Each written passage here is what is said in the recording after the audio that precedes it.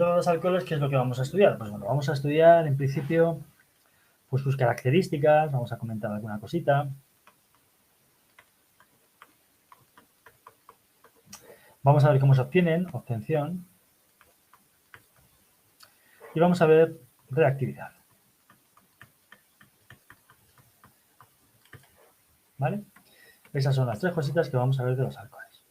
¿Qué es un alcohol? En el fondo, un alcohol es una molécula de agua en la que he sustituido uno de los hidrógenos por una cadena alquílica. ¿Vale? Normalmente los alcoholes pues los utilizamos bastante como nucleófilos débiles.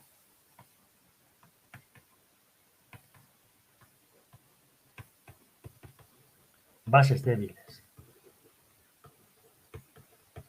Y estos son ideales ¿para qué? Para hacer reacciones de sustitución nucleofílica de tipo 1. ¿No?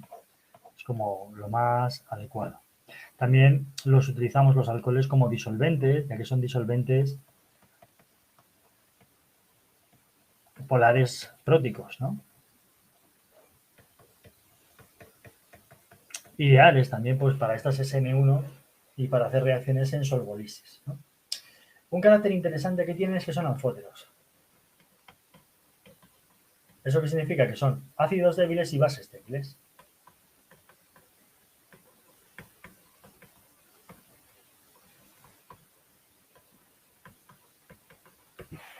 Si hablamos de su acidez,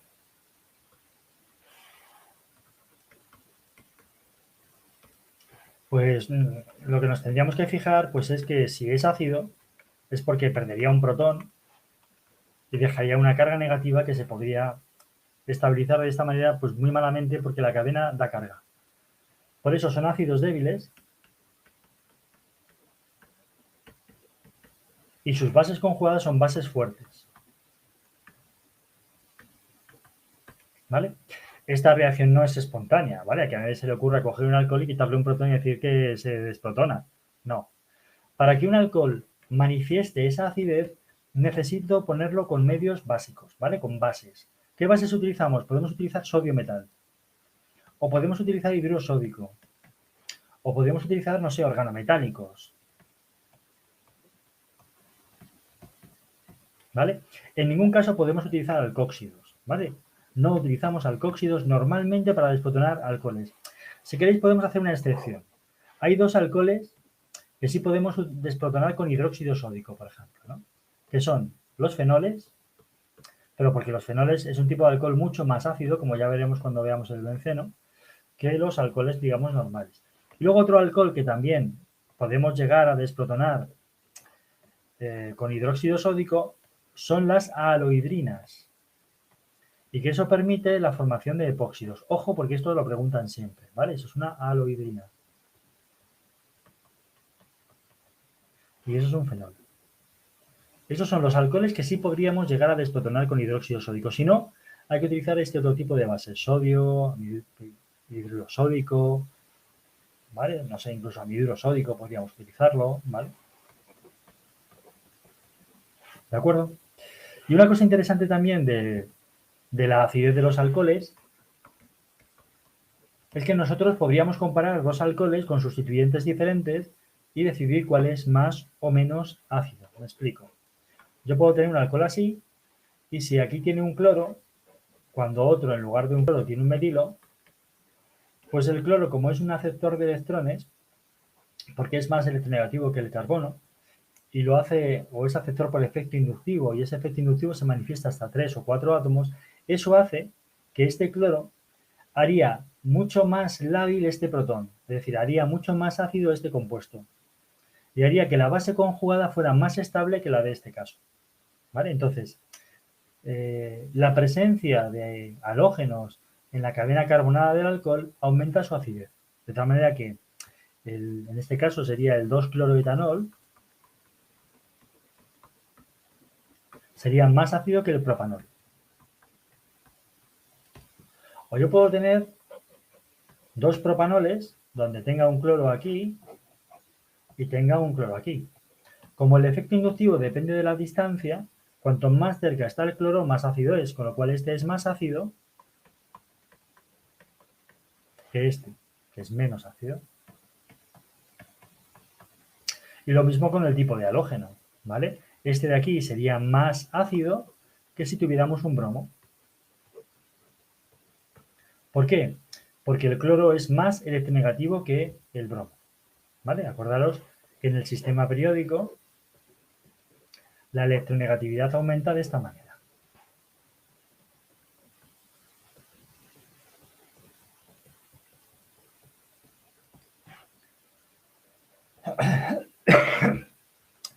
No solo se comportan como ácidos, sino que también se pueden comportar como bases.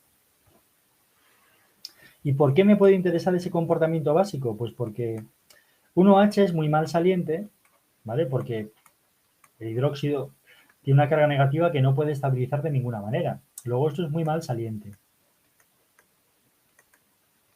Y eso hace que un alcohol así pues no pueda sustituir fácilmente por nucleófilos. Esta reacción no sería fácil porque ya digo, el hidróxido es muy mal saliente ya que esa carga negativa es muy poco estable. Hay que pensar que es una base fuerte, ya que es la base conjugada de un ácido muy débil, ¿vale? Los mejores salientes son las bases conjugadas de ácidos fuertes. ¿Qué podemos hacer? Pues podemos coger y protonar, aprovecharnos de la basicidad que presenta el oxígeno debido a los pares de electrones que se encuentran sin compartir y que fácilmente le permiten protonarse en condiciones ácidas. ¿Eso qué hacen? Pues que ahora se han transformado en un oxonio que ahora sí que se puede comportar como buen saliente, ¿vale? Y eso puede permitirme hacer reacciones frente a núcleos, ¿vale? Entonces, es muy interesante su comportamiento ácido porque puedo aprovecharme de él para aumentar la nucleofilia de ese alcohol y puedo aprovecharme del carácter básico para aumentar su electrofilia, de modo que los alcoholes se pueden comportar como nucleófilos y como electrófilos.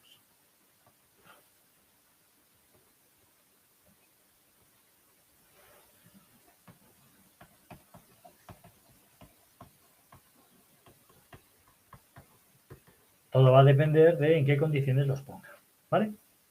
Bien, ¿cómo se obtienen? Obtención. La obtención, pues, es a través de grupos funcionales que algunos ya hemos visto. Por ejemplo, a partir de alquenos.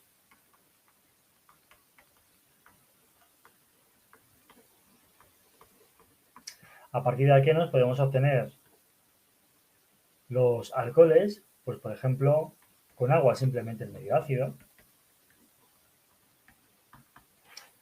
por una reacción que sigue la regla de Markov-Nikov. Lo podemos hacer con estas condiciones de mercuración, que lo que hacen es evitar las posibles transposiciones. En este caso no se pueden producir transposiciones, pero bueno. Entonces, para eso pondríamos acetato mercúrico,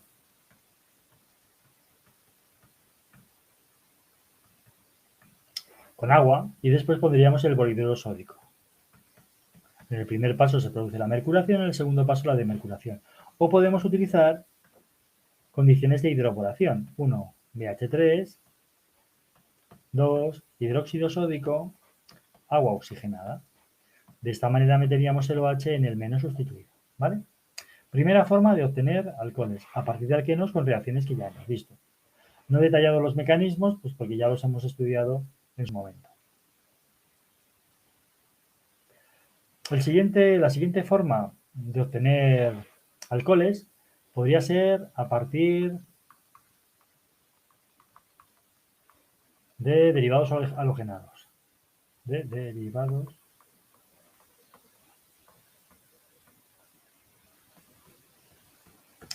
Si lo hacemos con derivados halogenados, podemos hacerlo a través de mecanismos de tipo SN1. Por ejemplo, podemos utilizar el bromuro de terbutilo, ponerlo en agua y a través del carbocatión terciario, pues sustituir ese bromo por un OH. O también lo podemos hacer en condiciones SN2.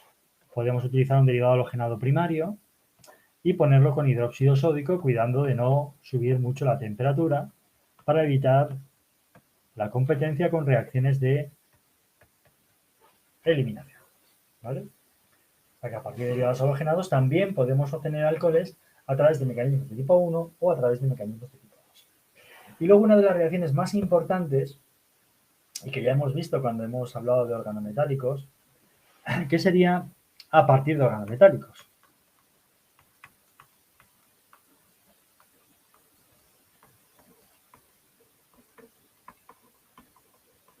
Y tenemos dos opciones. Utilizar carbonilos, aldehídos o cetonas.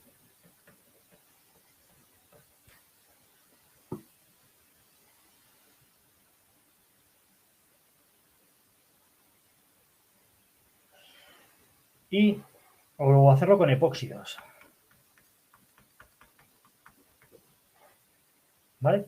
Vamos a ver cómo sería con carbonilos. Con carbonilos la reacción sería de la siguiente manera. Ponemos un organometálico,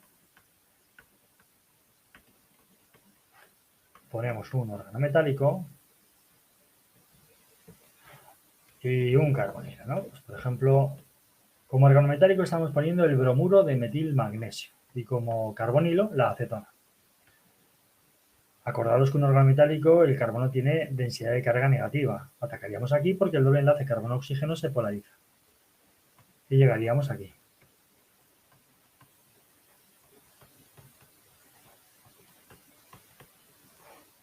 Obteniendo este derivado que, como siempre, después protonaríamos. Y de ese modo, ¿qué vamos a hacer? Pues vamos a obtener un alcohol. Detalle importante, fijaros que el OH cuando atacamos a un organometálico queda en el mismo carbono en el que atacamos. ¿Vale? Porque en el caso de los epóxidos eso no va a suceder así. El OH no va a quedar en el carbono al que atacamos. ¿Vale? Vamos a poner diferentes ejemplos porque en función del tipo de carbonilo podemos obtener alcoholes terciarios, alcoholes secundarios o alcoholes primarios. Vamos a verlo. Si nosotros hacemos reaccionar el organometálico con una acetona, vamos a poner la etilmetilcetona o butanona, pues nosotros ¿qué vamos a obtener? Vamos a obtener este alcóxido que después protonaremos y que nos va a dar ¿qué? Pues un alcohol terciario. Ahora, si nosotros hacemos reaccionar el organometálico con un aldehído,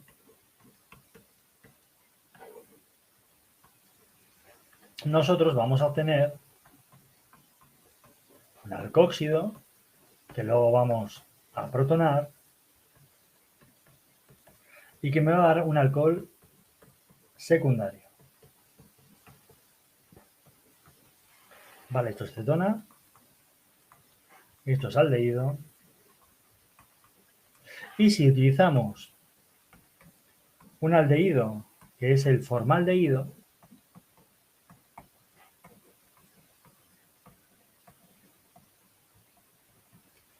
¿qué vamos a obtener? Pues como siempre vamos a obtener un alcóxido que cuando lo protonemos me va a dar un alcohol primario. Esos son los alcoholes que podemos obtener a partir de organometálicos y carbonilos en función del tipo de carbonilo que empleemos. ¿De acuerdo? Importante.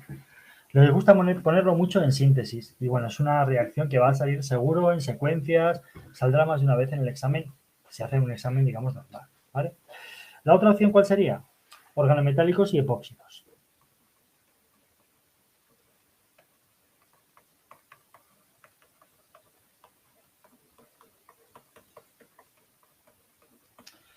Cuando hacemos reaccionar organometálicos con epóxidos,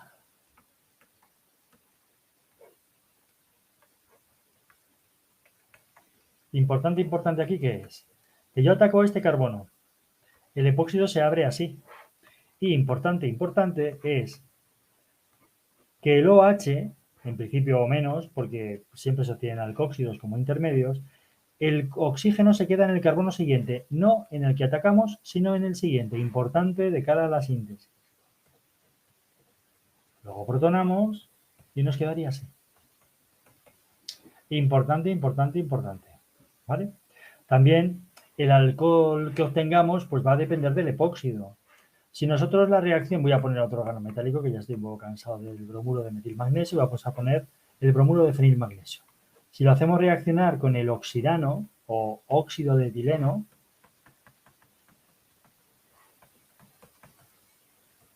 ¿yo qué voy a obtener? Voy a obtener un alcohol, después de protonar, primario. Y que sea el alcohol que obtenemos primario, secundario o terciario va a depender de si está sustituido en ese otro carbono. Si tiene un sustituyente me dará un alcohol secundario, si tiene dos sustituyentes me daría un alcohol terciario. ¿Vale? Ponemos otro ejemplo.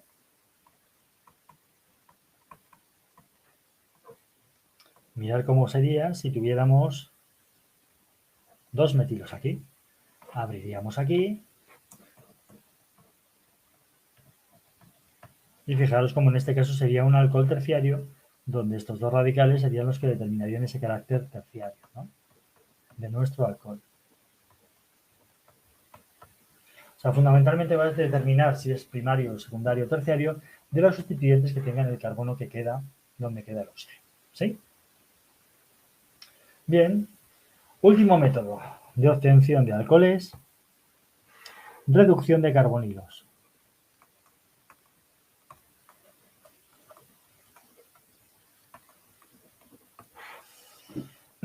La reducción de carbonilos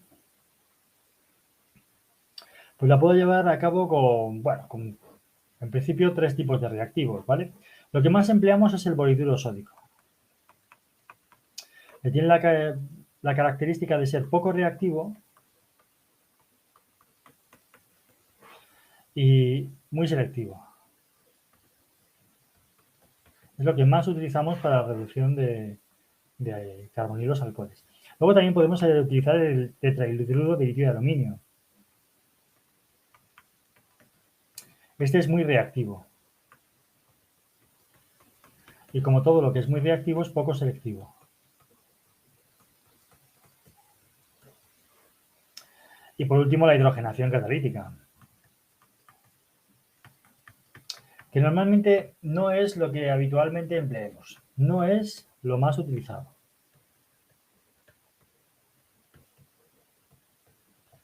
Se puede usar, pero normalmente no lo usamos. O sea, lo último que haría con una hidrogenación catalítica, es decir, con níquel, paladio, platino, es reducir un carbonilo, ¿vale? Diferencia, yo qué sé, pues cuando reducimos un carbonilo con bohidruro sódico, en principio se formaría un alcóxido. Lo que pasa es que esta reacción la hago en presencia de alcoholes que se comportan como fuentes de protones y que me permiten llegar al alcohol que yo quiero directamente. Sin embargo, cuando utilizo el hidruro de litio de aluminio,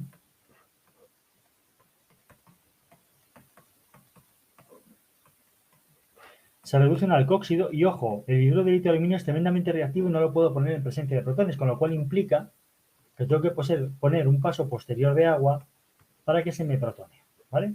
Siempre que utilizan el bohidruro sódico normalmente no ponen nada, pero suele ser en presencia de un alcohol. Y cuando ponen hidruro de litio de aluminio, lo normal es que lo pongan en dos pasos. Primer paso, donde se formarían las sales del alcóxido correspondiente, y después protonaríamos con agua. ¿Vale? ¿De acuerdo?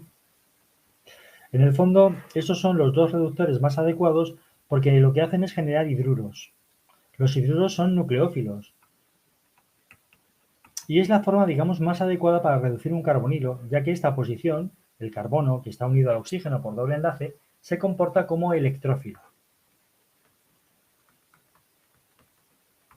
Luego, ambos métodos, digamos que encajan mucho mejor en la reactividad del carbonilo y por eso son reductores más adecuados para reducir los carbonilos alcoholes. ¿Vale? Siempre mejor emplear bohidruro sódico que hidruro de litio de aluminio porque necesita unos requisitos experimentales mucho más delicados, ¿no? Pues disolventes secos, a lo mejor el empleo de atmósfera inerte. ¿Vale? Muy bien. Una vez que hemos visto los métodos de reducción, ¿qué nos quedaría por ver? Pues tendríamos que ver... Tendríamos que ver la reactividad.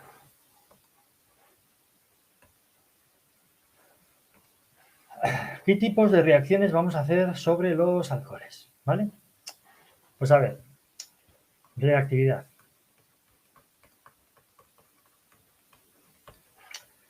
Un tipo de reactividad podría estar relacionado con acidez. Relacionada con la acidez, ¿qué tipo de reactividad podemos tener? Pues podemos coger un alcohol, lo podemos tratar con una base, acordaros que tiene que ser pues o hidruro sódico o sodio, y lo transformamos en alcóxido. ¿Esto qué hacemos? Pues estamos transformando un nucleófilo débil en un nucleófilo fuerte. ¿Y ahora qué podemos hacer? Pues reacciones, por ejemplo, de sustitución nucleofílica. Podemos hacer sustitución nucleofílica, pero ojo, tienen que ser derivados halogenados primarios. ¿Vale? Primarios para poder hacer una SN2. ¿Vale? O también los podríamos utilizar como bases, pero vamos, tampoco tendría mucho sentido coger un reactivo y utilizarlo como base. Lo suyo es utilizarlo como nucleófilo. También podemos utilizarlos como tales, como nucleófilos débiles,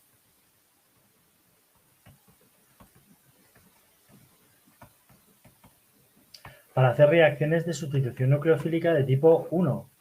Puedo poner este con el cloruro de terbutilo. Pues este se va a ir, nos va a dejar un carbocatión terciario y ahí vamos a sustituir con el OH para dar un éter. ¿Vale? Tanto en el caso de arriba como en el caso de abajo, pues obtenemos éteres. ¿Vale? Otra posibilidad que podemos tener en cuanto a los alcoholes es utilizarlos como electrófilos.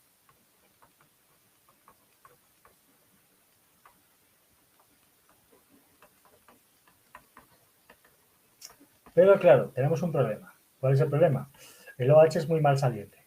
Entonces, ¿qué necesitamos para poder sustituir ese OH? Pues medio ácido. Podemos utilizar, por ejemplo, clorhídrico. ¿Y con el clorhídrico qué haríamos? Pues transformaríamos el OH en buen saliente y ahora es cuando podríamos atacar con él. ¿Vale?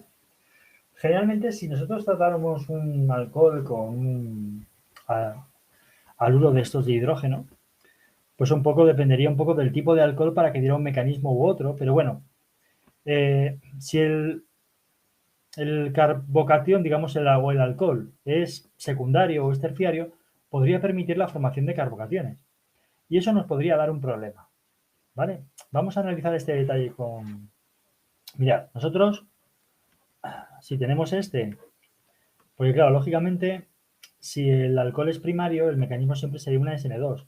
Pero si el alcohol es secundario, este mecanismo sería el siguiente, se protona. Y al protonarse puede irse porque el carbocatión que deja es estable. Y ahí es donde entraría el cloruro. Ese sería el mecanismo por el cual podríamos llegar a sustituir el COH por cloro. ¿Vale? ¿Qué pasa en otras situaciones? Pues mira, en situaciones como esta, tenemos un problema, ¿vale? Este problema que vamos a indicar ahora no es un problema exclusivo de los alcoholes, es un problema que puede estar presente en alquenos, es un problema que puede estar presente en derivados halogenados y es la aparición de transposiciones, ¿vale? Es decir, si nosotros intentamos hacer este mecanismo, ¿vale? De utilizar estos alcoholes como electrófilos con ácido clorhídrico, ¿qué va a pasar? Pues que se nos va a protonar el OH pasando de mal saliente a buen saliente, se va a ir y nos va a dejar un carbocatión. Este carbocatión es secundario. ¿Pero qué puede pasar? Que un hidrógeno de la posición vecina, debido a los efectos hiperconjugativos, puede cambiar de posición. ¿Vale? Es decir, un hidrógeno se transpone y me deja un carbocatión que está aquí, que es mucho más estable que el anterior, porque es terciario. Siempre que un carbocatión se genere y porque algo se mueva de la posición vecina, tiene que ser de la posición vecina. Si el carbocatión mejora, se puede producir la transposición y, bueno, de hecho se produce dando lugar a un producto mayoritario, ¿vale? Entonces, insisto en que esto nos va a pasar no solo en alcoholes, nos pasa también en derivados halogenados, nos pasa también en alquenos, ¿vale? Entonces, ¿qué va a pasar? Pues que el derivado de sustitución mayoritario que vamos a encontrar no va a ser el que sustituye este OH por cloro, sino el que mete el cloro en esta posición, ¿vale? ¿Sí? Esas son las transposiciones. Y en el caso de los alcoholes surgen como consecuencia de transformar ese OH en buen saliente en condiciones ácidas, ¿vale? Ya que son condiciones que permiten la formación de carbocationes, porque suelen ser entornos polares, ¿vale? Vamos a poner más ejemplos de transposiciones, ¿vale? Podemos poner ejemplos para que veáis que no es exclusivo de los alcoholes, aunque estemos en el tema de alcoholes. Y también quiero decir que hay dos motivos por los cuales se pueden producir las transposiciones.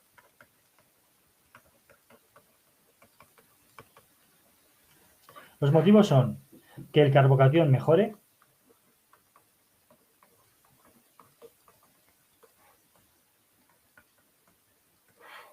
o que la estructura sea más estable. Cuando digo que el carbocatión mejore, me refiero también a lo mismo, que sea más estable. Lo que hemos visto es el ejemplo típico de transposición porque el carbocatión mejora, es decir, a través del mecanismo directo tengo un carbocatión secundario y si se produce transposición hay un carbocatión terciario. El carbocatión mejora, luego se produce la transposición. ¿Vale? Ponemos otro ejemplo para que se vea más claro, si es posible. Tenemos este, lo tratamos con bromhídrico. Protonamos. Al protonar sale, deja un carbocatión. Y ojo, siempre puede haber transposiciones siempre que se formen carbocationes. Evidentemente yo puedo transponer lo que quiera de aquí o de aquí. Siempre voy a intentar transponer lo que me permita dejar un carbocatión más estable. Es decir, yo puedo transponer un hidrógeno de aquí. ¿Hay efectos hiperconjugativos con los enlaces carbono-hidrógeno de aquí? Sí. Pero si tú transpones un hidrógeno de aquí, el carbocatión pasaría al carbono primario, no sería estable. Sin embargo, si uno de estos metilos se transpone, ¿qué pasaría? Que me dejaría un carbocatión terciario. Luego, fijaros, paso de carbocatión secundario a carbocatión terciario. Claro, el esquema de la cadena cambia. El esqueleto carbonado cambia, ¿vale? Pero es fácil de predecir. Ahí es donde va a entrar el bromuro. Y ese será el producto mayoritario. Por supuesto que algo de producto sustituido en el carbocatión secundario se puede obtener, pero el mayoritario sería este, ya que transcurre a través del intermedio más estable. ¿Sí?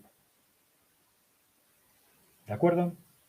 Vamos a ver otro ejemplo para que se vea esto de que la estructura sea más estable. ¿Cuándo puede pasar eso? El ejemplo típico que se suele poner es el del ciclobutano. ¿Vale? Vamos a poner este ejemplo y luego vamos a ver cómo esto de las transposiciones no es exclusivo de los alcoholes, sino que también se puede dar en alquenos, se puede dar en derivados halogenados y luego pues continuamos con el tema de los alcoholes, ¿vale? Es una parte, ya digo, importante. Y bueno, pues no sé, vamos a poner esto con ácido clorhídrico. ¿Y qué va a pasar? Pues cuando ponemos esto con ácido clorhídrico, se nos protona el OH y de mal saliente pasa a buen saliente, se os va. Se va el agua. ¿Y qué me queda? Me queda este carbocatión. ¿Qué puede pasar? Que claro, el carbocatión es estupendo porque es un carbocatión terciario. Pero ¿qué pasa? Que el ciclobutano tiene mucha tensión angular. Con lo cual, ¿qué puede pasar? Que fácilmente se abra, es decir, que este carbono, en lugar de unirse a este, se una al del carbocatión y el carbocatión se quede aquí. Es decir, que se nos forme esto. Y que el carbocatión se quede aquí. ¿Vale? Claro, ¿por qué mejora la estructura? Mejora la estructura porque es una estructura más estable.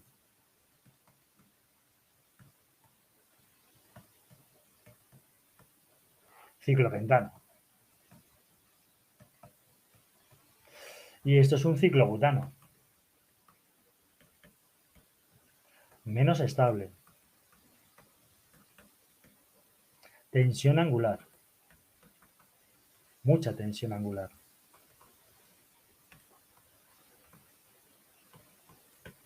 Entonces, claro, esto es igual que si pinto esto. Y fijaros que esto es un carbocatión secundario. Pero mira, es que podría migrar uno de estos metilos y si migra uno de esos metilos, ¿qué puede pasar? Ah, que se forme un carbocatión más estable. O sea, puede haber transposición sobre transposición. Y que sea ahí donde mayoritariamente entre el cloro menos. Hombre, lo correcto a la hora de preguntar esto debería ser que ellos nos pusieran el resultado, ¿sabes? Pero bueno, como veis se puede predecir. Ese sería un caso de transposición en el cual esta se va a producir porque mejora la estabilidad de la estructura. ¿Vale? Esos son los dos motivos que hay. O porque mejore el carbocatión o porque mejore la estabilidad de la estructura. Y de estabilidad de la estructura, pues es este. Hombre, también nos podrían poner un ciclopentano que se expande a ciclohexano, pues también, lógicamente sí. ¿Vale? No lo he visto preguntar nunca, pero podrían ponerlo. El ejemplo típico es este. Para que veáis que esto no es exclusivo, fíjate, yo por ejemplo puedo tener aquí un doble enlace y lo pongo con agua en medio ácido. ¿Qué hace el medio ácido? Se protona. Formó este carbocatión, es secundario. Puede migrar un metilo y se me forma un carbocatión más estable. Y aquí pues entra el agua. ¿Veis? O sea, las transposiciones son exclusivas de los alcoholes, no. Son exclusivas de aquellos mecanismos que incluyen pues carbocationes. ¿Esto realmente es interesante? Pues en el fondo no, pues porque que me cambia la estructura carbonada y bueno, sé que yo lo que quiera, claro. Y no es lo interesante. De hecho, tenemos métodos para hacer esto y que no haya transposición. ¿Cuál? La mercuración y demercuración es la alternativa para evitar las transposiciones en esta reacción. ¿Vale? Y podríamos hacer lo mismo sería si tuvieras un halógeno. Si lo pones con agua, ¿qué va a pasar? Mecanismo SN1, carbocatión, lo mismo, ¿veis? Estamos en esta misma situación. Es secundario, este es terciario. Puede haber la migración de uno, ¿veis? O sea, las mismas transposiciones que hay en un alcohol, las hay en un alqueno y las hay en un derivado halogenado. ¿De acuerdo? Bien, hecho este inciso de transposiciones, pues vamos a continuar. Cuando nosotros transformamos el OH en buen saliente, pues hombre, lo del medio ácido, ¿para qué lo solemos utilizar? Lo solemos utilizar fundamentalmente para hacer eliminaciones. Porque en el fondo cuando utilizamos clorhídrico pues se pueden obtener mezclas. Entonces si nosotros ponemos o queremos transformar el OH en buen saliente, a ver si se quiere mover, cuando nosotros queremos transformar OH en buen saliente, tenemos, digamos que a nivel práctico, tres opciones. Una, emplear medio ácido, ¿vale? El medio ácido lo empleamos normalmente para catalizar eliminaciones. Otra, cambiar el OH por halógeno, que ahora comentamos qué posibilidades hay, ¿vale? Y la otra es transformar el OH en sulfonatos. Estos tres aspectos son tres aspectos muy importantes en la reactividad de los alcoholes, ¿vale? Bien, cuando nosotros queremos transformar el OH en buen saliente en medio ácido y buscamos eliminaciones, claro, el gran problema aquí es igual que en los derivados halogenados, es que la eliminación y la sustitución compiten. Entonces, ¿qué hacemos? Pues cuando queremos hacer eliminaciones en medio ácido o deshidrataciones en medio ácido, lo que intentamos es utilizar, digamos, medios ácidos cuya base conjugada no tenga carácter nucleofílico, su carácter nucleofílico sea débil. ¿Vale? ¿Qué medio ácido es el más adecuado? Pues el más adecuado sería el ácido sulfúrico. Es el típico que utilizamos. ¿Vale? Entonces, ¿qué es lo que pretendemos ahí? Pues nada, simplemente tratamos el alcohol con medio ácido y lo suyo es que pusieran siempre calor, porque acordaos que el calor facilita la eliminación. Y siempre se me van a formar tantos alquenos, acordaros, tantos alquenos como hidrógenos en posición beta respecto al OH tenga, igual que en los derivados halogenados. Pero el producto mayoritario siempre va a ser ¿cuál? El alqueno más sustituido.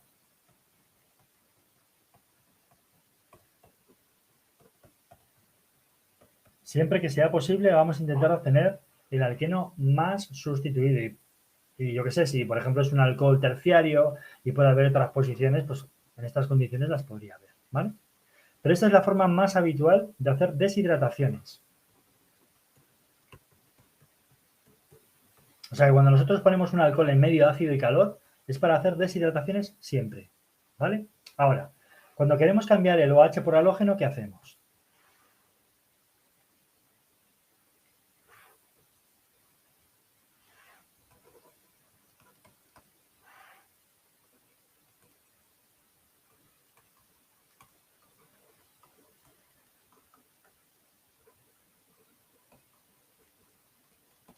Pues cuando queremos cambiar el OH por halógeno tenemos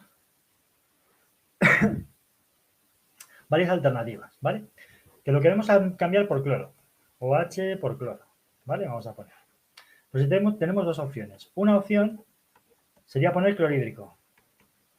¿Vale? Ojo, cuando ponemos clorhídrico es un mecanismo de tipo SN1. ¿Eso qué significa? Pues que si yo tengo este alcohol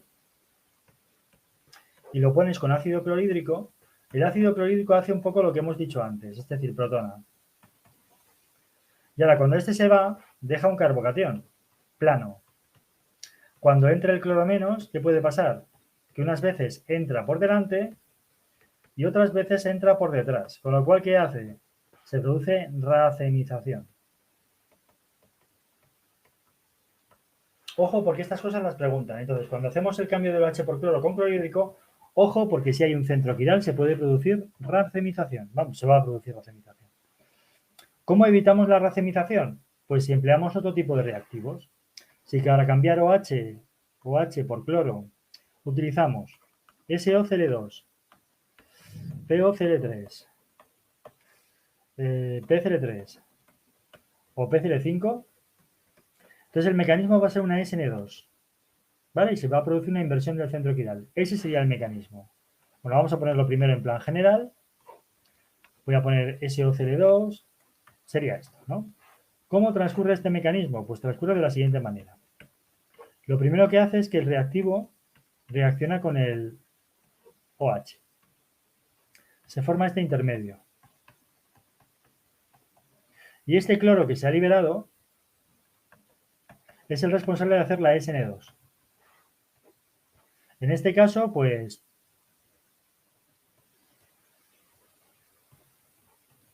no hay centro quiral, con lo cual pues no podemos hablar de inversión del centro quiral.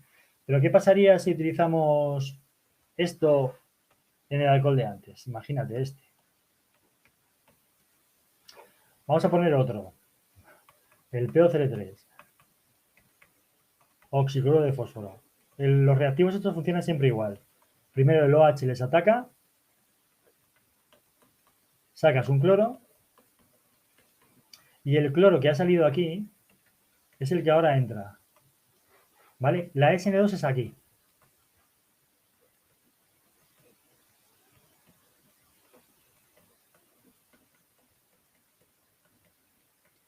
Así. ¿Vale? Fijaros, este es R. Este es S. Es una SN2. Hay inversión del centro quiral.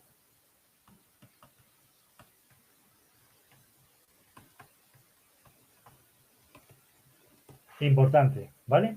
Con cualquiera de los reactivos que hemos señalado. Quiero decir, con este, con este, con este, con este, todos funcionan igual. ¿Vale? Todos cambian el OH por cloro, pero produciendo una inversión del centro quiral si lo hay, lógicamente. ¿Vale? Lo mismo nos pasa si lo que queremos es cambiar el OH por bromo. Tengo la opción en la que se produce la racemización. Vamos a poner este ejemplo, que es con bromhídrico, mecanismo el mismo, es decir, tú protonas, lo sacas, carbocatión plano, bromo menos, que puede entrar por un lado o por el otro, puede entrar por aquí, o puede entrar por aquí. Entonces aquí tienes el S, aquí tienes el R. Mezcla racémica. ¿Vale? Racemización. Y si lo haces con PBr3,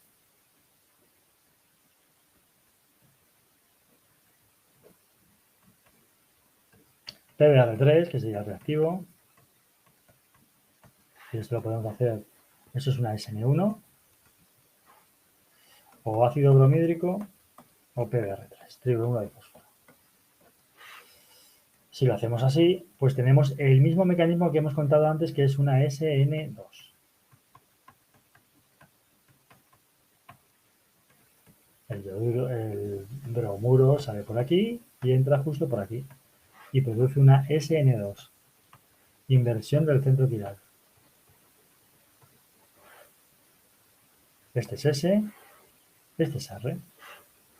Inversión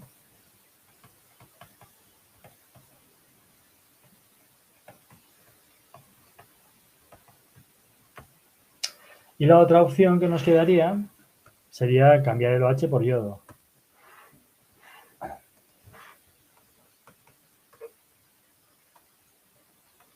Te lo podemos hacer con ácido yodhídrico o normalmente ponen yodo en fósforo, ¿vale? Pero realmente esto lo que hace es generar PI3, ¿vale? Entonces tenemos lo mismo. Lo hacemos igual.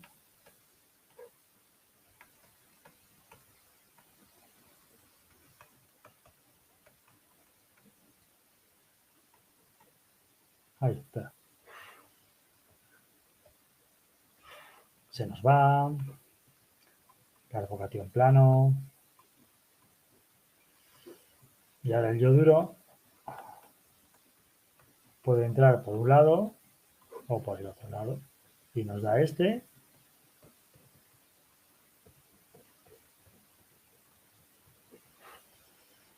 Este es el R, este es el S. Mezcla racémica. Ahora, si utilizas el tríodo de fósforo,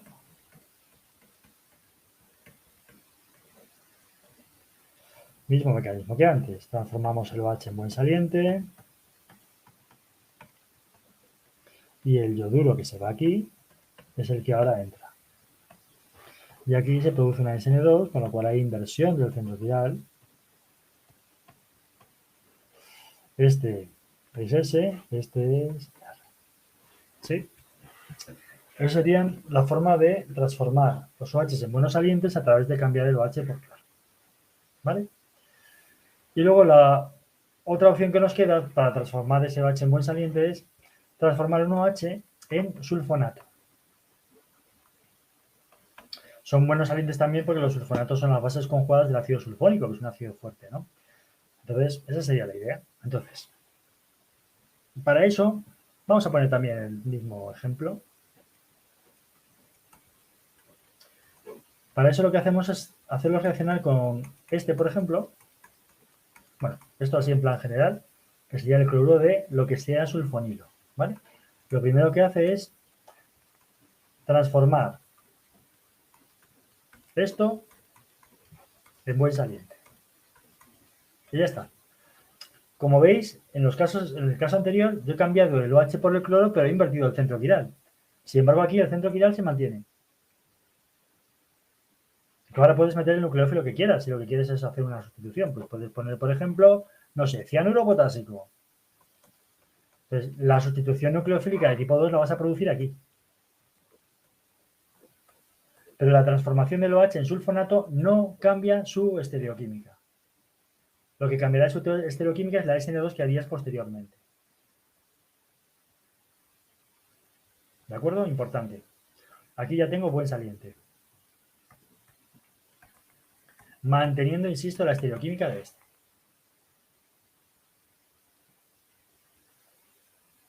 Bien.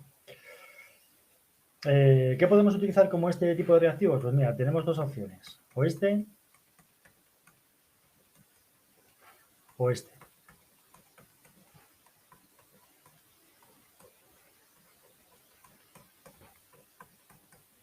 Este es el cloruro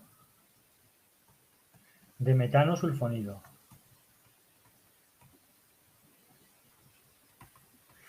Que al metano sulfonilo le da un nombre aceptado que es el cloruro de mesilo.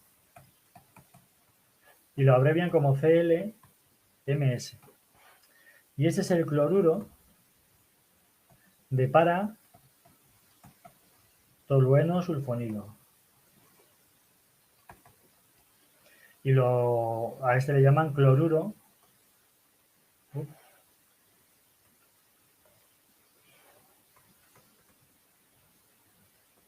de para-tosilo. Y se abrevia como cloruro de TS.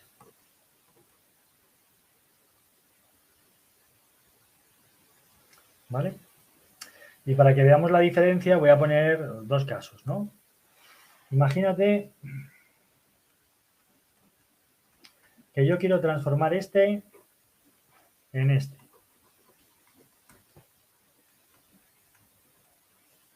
¿vale? Entonces, claro, yo tengo dos formas de transformar este OH en buen saliente. Una forma es hacerlo reaccionar con un haluro de sulfonilo, ¿no? Cloruro de mesilo, cloruro de tosilo, el que queramos. Voy a poner 3. ¿Vale? Cuando hacemos eso, yo transformo este en este. Si ahora le metes cianuro, llegas aquí. Ahora, ¿qué pasa si tú utilizas SOCl2? Si utilizas SOCl2, obtienes este. Y si tú este le haces reaccionar con cianuro potásico o cianuro sódico, ¿qué va a pasar? Que tú vas a obtener este. Fijaros, porque en ambos casos estamos transformando el OH en buen saliente. Lo que pasa es que este cambio o esta activación del OH implica una SN2. Esta no. La SN2 es una reacción que haríamos posteriormente, es esta. Entonces, claro, tú aquí cuando estás haciendo esto, estás haciendo 2 SN2. Por eso digamos que la disposición espacial que tiene el resultado es la misma que el del producto de partida. ¿Vale? Ojo importante, esto es muy importante, ¿eh?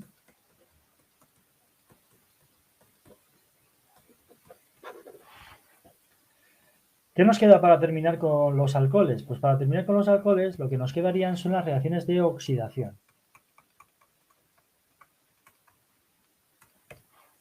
Los alcoholes pueden oxidarse y al oxidarse nos dan compuestos carbonélicos. ¿Vale? Bien. Vamos a pensar primero en alcoholes terciarios.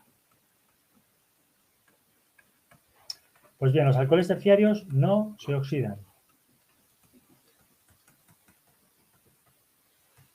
Está muy sustituido el carbono y no se puede oxidar más. Está en su máximo grado de oxidación. Sin embargo, los alcoholes secundarios sí.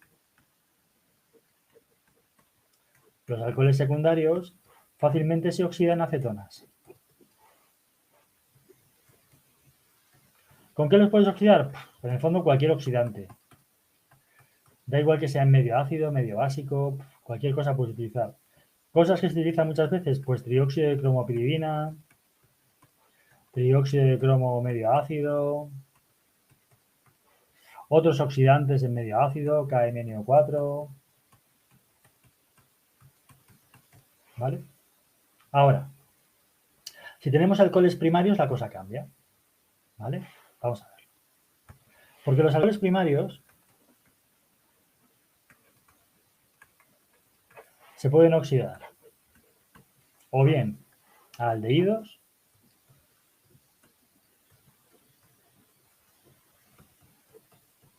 o los alcoholes primarios pueden oxidarse a ácidos.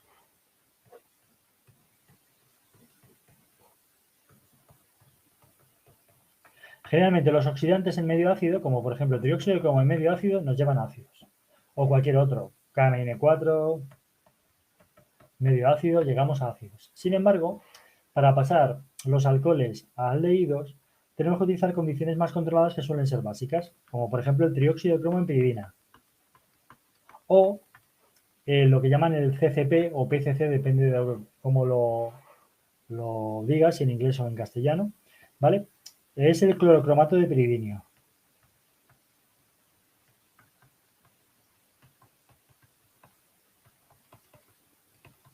Es una especie de mezcla, digamos, del trióxido de cromopiridina, pero con otra presentación, para que sea más sencillo y no tengamos que tener que estar añadiendo trióxido de cromo, la piridina, sino que va todo junto, ¿vale? Es una mezcla. Y son dos oxidaciones que son selectivas, ¿vale? Ambas las puedo utilizar para transformar un alcohol secundario en cetona, ¿vale? Pero si el alcohol es primario, siempre pasa aldehído. Nunca con estos oxidantes pasaríamos a ácido. Ahora, los oxidantes en medio ácido sí que pasan de alcoholes primarios a ácidos, ¿vale? Y con esto, pues habríamos terminado los alcoholes y la clase del día, ¿vale? Después dejaré colgados ejercicios que se correspondan con alcoholes y con el tema de alquinos, los ejercicios que son o las páginas que sean, o haré la foto en Schoology, ¿vale? Venga, pues muchas gracias y hasta la próxima clase.